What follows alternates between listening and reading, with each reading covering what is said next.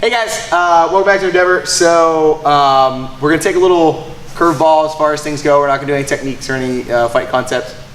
We're gonna actually talk about rehab, kind of taking care of wrists and things like that. So do a lot of jiu-jitsu, do a lot of Olympic weightlifting, other things along those lines. Your grip just gets smoked after a little while. And if your wrists get really jacked up, it's really hard to kind of bounce back from that. So if you tear something, anything along those lines, it takes a while because you can't. It's not that you can't, but it's really hard to not use your hands. In BJJ, you're using your hands all the time. Lifting, you're gonna be using your hands all the time. You know, fighting down here for Krav and stuff like that, we're using our hands all the time. Day to day, you're moving around using your hands. So, as far as I'm concerned, two of the worst injuries is foot and ankle injuries, and then wrist and hand injuries, because it just takes forever for them to heal and generally beat them back up.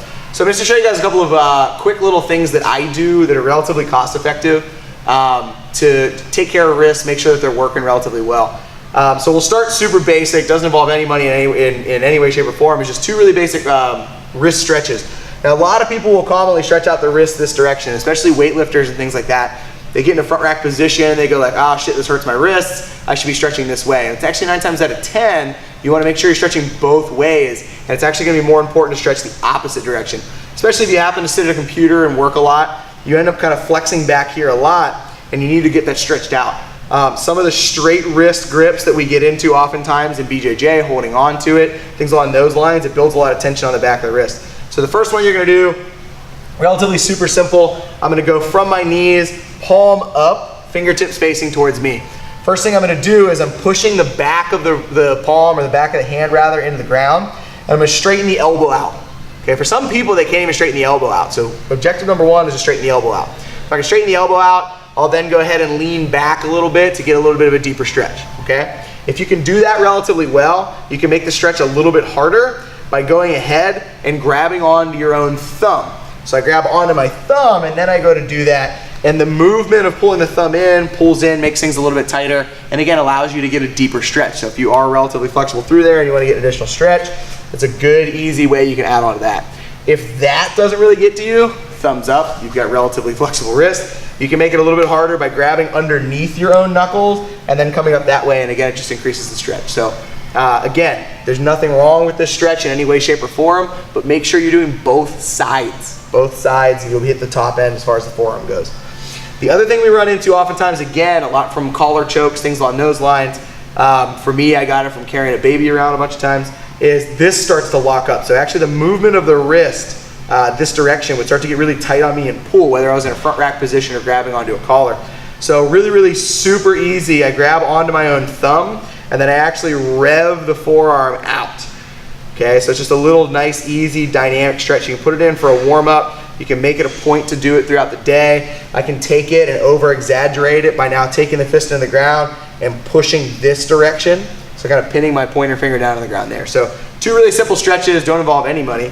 One of the other things that's really good, if you've never used compression wraps, these are fantastic for wrists, ankles. I have a bad ankle, I've jacked up 1,500 times. I usually spend a lot of time utilizing these.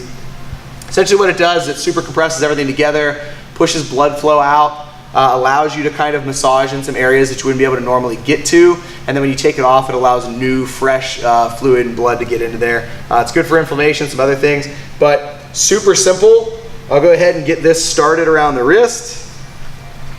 You'll make a fist to start where you're wrapping it in here, and I'm pulling it decently tight, not as tight as I physically can, but I'm getting a little bit of a good pull on it, and I'm gonna kind of 50-50 wrap it over its top, right? So every time I go in, I'm wrapping 50% of it back over top of itself.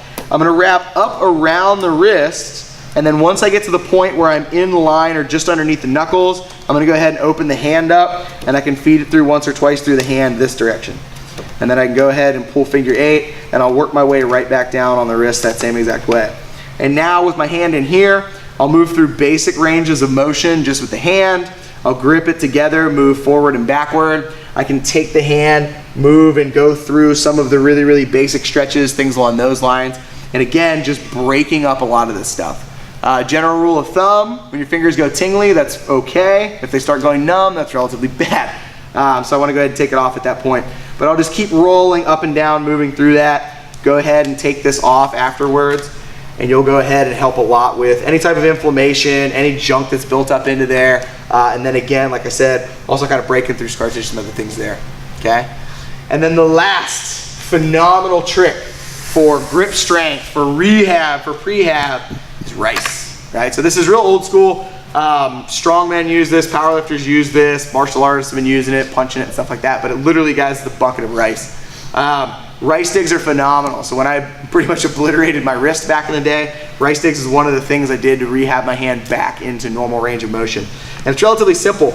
I'm just gonna start digging my hands down in, and I'm getting all the way to the bottom best I can. I'm fighting. Essentially, while I'm in there, I'm moving the hands, digging, and then opening them the opposite direction, and digging and opening them the opposite direction.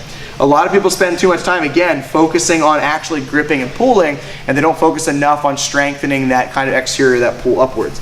So I'm digging my way down into that bucket. When I get to a point where it's down into the wrists, I'm just gonna start digging through. I can make a fist and just start to roll the wrists around. So as I dig my way down into the bottom there, I make a fist, I start rolling the wrists around, and just that general resistance from 360 degrees is phenomenal.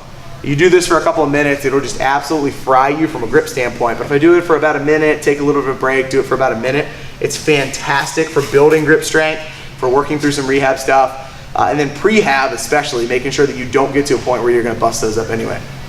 So just a couple of really easy, simple things. It's not really expensive. Big bag of rice from like Costco or Sam's Club or whatever big, wholesale stores you have near you. You can order these online from Rogue. I ordered this one through a gentleman by the name of Jeff Alexander. He has different tensions and things like that. But taking care of your wrists and making sure that you are preemptively doing stretches and dynamic movement, things like that, to make sure you stay healthy is a pretty big deal. If you get injured, you can't take care of yourself properly, you can't lift properly, you can't roll properly, so it actually sets you back. So we want to make sure you don't do that stuff. So give those a whirl. Honestly, I cannot stress this enough. This is one of the greatest things in the world that you could add to your repertoire. Buy a bucket, buy a bunch of rice, and do this like 2 or 3 times a week. It's fantastic. So see you guys next time.